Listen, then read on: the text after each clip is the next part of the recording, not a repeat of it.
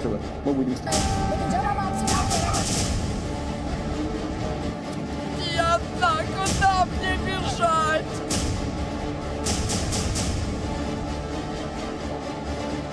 Ukraine पर टूटी रूसी आफत।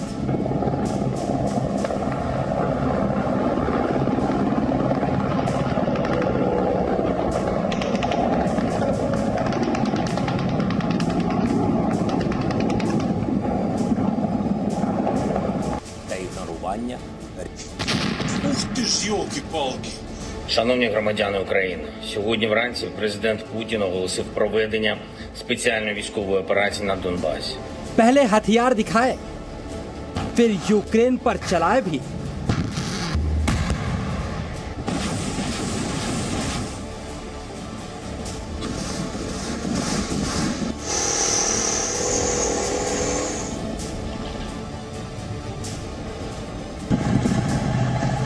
यूक्रेन पर अटैक, अमेरिका को धमकी।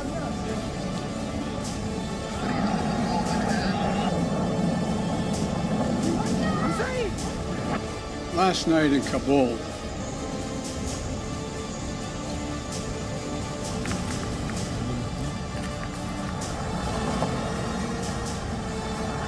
Мною принято решение о проведении специальной военной операции. तो क्या परमाणु धमाका भी करेंगे पुतिन?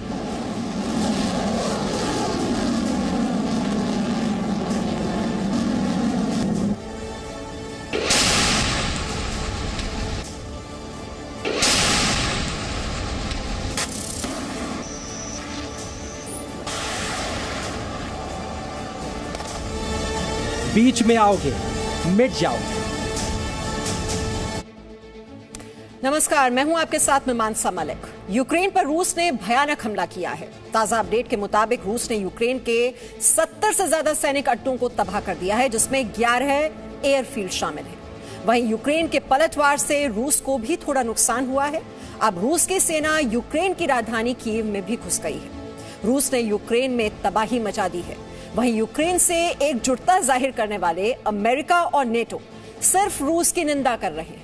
इसकी वजह रूस के राष्ट्रपति व्लादिमीर पुतिन की बड़ी धमकी भी है, जिसके मुताबिक जो लड़ाई के बीच में कूदेगा उसका हाल भी रूस बेहाल कर देगा।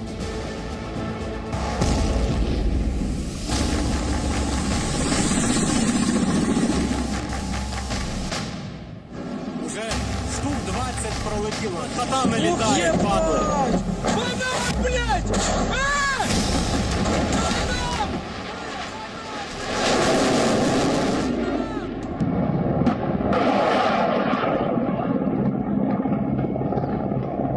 Свое жилье должны покидать! Ой, боже мой! यूक्रेन के आसमान में रूसी फाइटर जेट्स गरज रहे हैं। रूस की घातक मिसाइलें चुन चुन कर यूक्रेन के सैन्य प्रतिष्ठानों को निशाना बना रही हैं।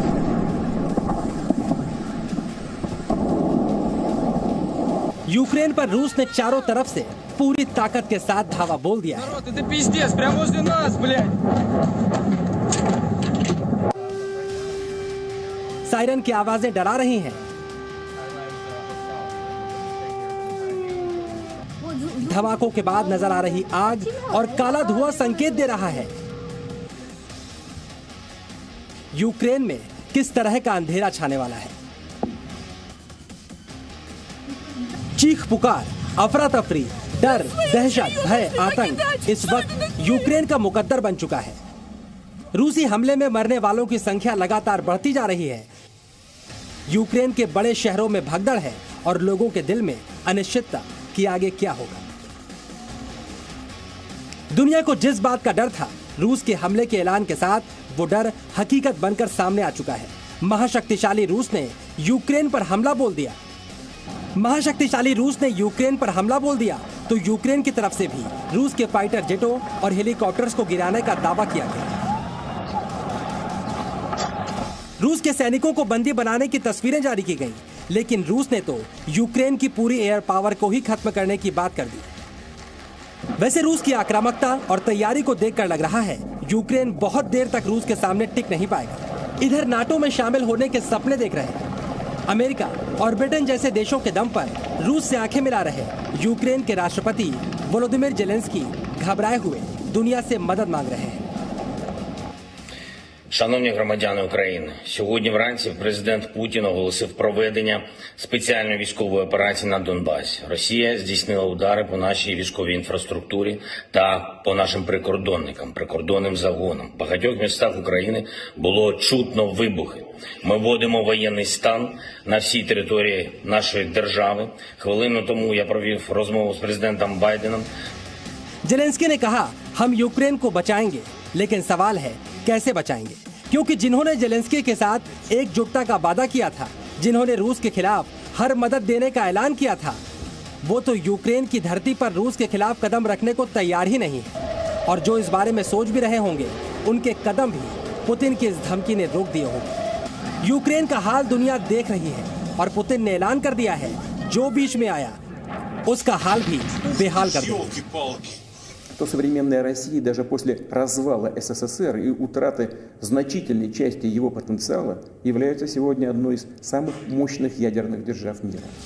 साफ तौर पर पुतिन की यह धमकी अमेरिका और नाटो देशों के लिए है और पुतिन के आक्रामक तेवरों को देखते हुए कोई इस धमकी को नजरअंदाज नहीं करना चाहेगा। फिलहाल रूस के हमले का जुबानी विरोध करने के लिए कई देश सामने आए। नाटो ने रूस से हमला रोकने की बात कही, यूक्रेन को सैन्य मदद देने का ऐलान भी किया गया। नाटो ने 100 फाइटर जेट्स की तैनाती की बात भी कही है, लेकिन रूस के खिलाफ मिलिट्री कार्रवाई की कोई तैयारी नहीं। Russia has attacked Ukraine. This is a brutal act of war. Our thoughts are with the brave people of Ukraine. Sadly, what we have warned against for months has come to pass. Despite all calls on Russia to change course and tireless efforts to seek a diplomatic solution, peace on our continent has been shattered. We now have war in Europe. वहीं दुनिया जानती है, NATO जानता है, America भी जानता है कि पुतिन के ऊपर ऐसी चेतावनी और धमकी का कोई असर नहीं पड़ने वाला। इसमें नाटो की इंटरफेरेंस कभी भी रशिया अप्रिशिएट नहीं करेगा।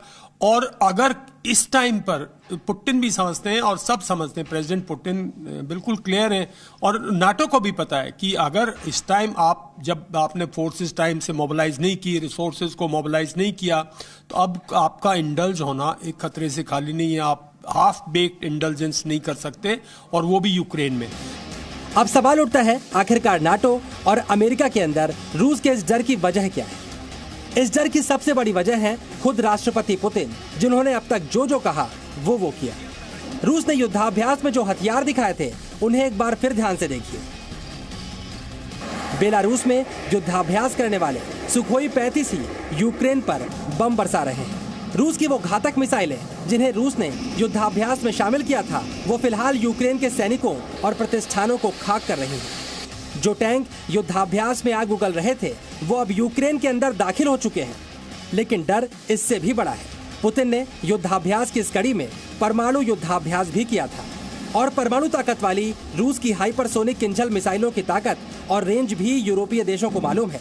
ऐसे में अमेरिका और नाटो भी समझते हैं, अगर रूस के खिलाफ जंग में कूदे तो पुतिन वो विनाशकारी कदम भी उठा सकते हैं जो सब कुछ तबाह कर देगा। प्रेसिडेंट पुतिन एक बहुत ही मैच्योर स्टेट्समैन है और एक बहुत ही मैच्योर लीडर है, और मैं नहीं समझता वो दुनिया को 1945 के एक्सपीरियंस के बाद किसी न्यूक्लियर वॉरफेयर में, न्यूक्लियर डिस्ट्रक्शन में इन्वॉल्व करेंगे। हाँ, अगर रशियन स्टेट की एग्जिस्टेंस की बात आ जाए, कल रशिया स्टेट को घेर लिया जाए तो दूसरी बात है, क्योंकि वो फिर एक स्ट्रांग लीडर है। लेकिन ये सब मैंने जैसे बोला, एक नैरेटिव है, उस नैरेटिव के तहत वो एक वॉर्न कर रहे हैं नाटो को, वॉर्न कर रहे हैं वेस्ट को।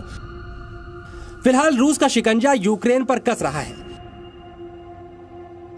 रूस जैसे जैसे प्रेशर बढ़ाएगा, यूक्रेन की फौजें ढहती जाएंगी, क्योंकि रूस की सेना बहुत तेजी से आगे बढ़ रही है और उसे खुला मैदान मिल रहा है। यानी कई जगहों पर यूक्रेन के सैनिक विरोध करने के लिए मौजूद नहीं, और जहां प्रतिरोध होगा वहां भी बहुत देर तक नहीं चलने वाला। ऐसे में दुनिया यही सोच रही है, क्या यूक्रेन पूरी तरह से तबाह हो जाएगा और अमेरिका, नाटो बयानबाजी करते हुए सिर्फ तमाशा देखते रहेंगे? ब्यूरो रिपोर्ट, जी मीडिया। और इस वक्त बड़ी खबर आपको दे दें, यूक्रेन में भारतीय दूतावास में 200 भारतीय छात्र कीव में दूतावास के पास बने स्कूल में हैं। ये 200 भारतीय छात्र हैं। भारतीय दूतावास की भारतीय छात्रों को यह सलाह है कि सुरक्षित जगहों और बंकर में जाकर रहें। बंकर जो कि अंडरग्राउंड बनाए गए हैं, वहीं पर जाएं। एक तो अपने नागरिकता के जो डॉक्यूमेंट्स हैं वो अपने पास रखें, बहुत ही सतर्क रहें, बाहर न निकलें। ये एडवाइजरी जारी की गई है जो यूक्रेन में फंसे हुए भारतीय छात्र हैं उनके लिए। और 200 भारतीय छात्र हैं जो बताया जा रहा है, जो कि वहां पे कीव में दूतावास है उसके पास बने स्कूल में इस वक्त मौजूद है। तो अभी इस बात को लेकर भी मंथन चल रहा है, जो इवैक्यूएशन प्लान अब किस तरह से प्लान किया जाएगा, क्योंकि एयर इंडिया की जो फ्लाइट आज जानी थी अब वो नहीं जा पाई क्योंकि वहां पर एयर स्पेस को बंद कर दिया गया। लेकिन यूक्रेन में फंसे भारतीयों को निकालने की कोशिश की जाएगी, ये आपको बता दें। ये लगातार इस पर इवैक्यूएशन का वो तरीका क्या होगा, ऑल्टरनेट अरेंजमेंट्स क्या होंगे, आपको बता दें भारत सरकार ने MEA की टीम भेजी है। ये इस वक्त की बड़ी खबर। यूक्रेन से सटे देशों में MEA की टीम पहुंची है। हंगरी, पोलैंड और रोमानिया भेजी गई है MEA की टीम। तो अब ये ऑल्टरनेट इवैक्यूएशन रूट अब क्या हो सकता है, इसको लेकर मंथन बहुत आगे बढ़ चुका है। ये टीम भेजी गई है, यूक्रेन में फंसे भारतीयों को निकालने की कोशिश की जाएगी। तो ये इस वक्त की बड़ी खबर, भारत सरकार ने MEA की टीम भेजी है। और एक और बड़ी खबर आपको दे दें, विदेश मंत्रालय की ओर से प्रेस कॉन्फ्रेंस। रात 9:15 बजे विदेश मंत्रालय की प्रेस कॉन्फ्रेंस होगी। यूक्रेन की हालत पर विदेश मंत्रालय जानकारी देगा। ये इस वक्त की बड़ी खबर।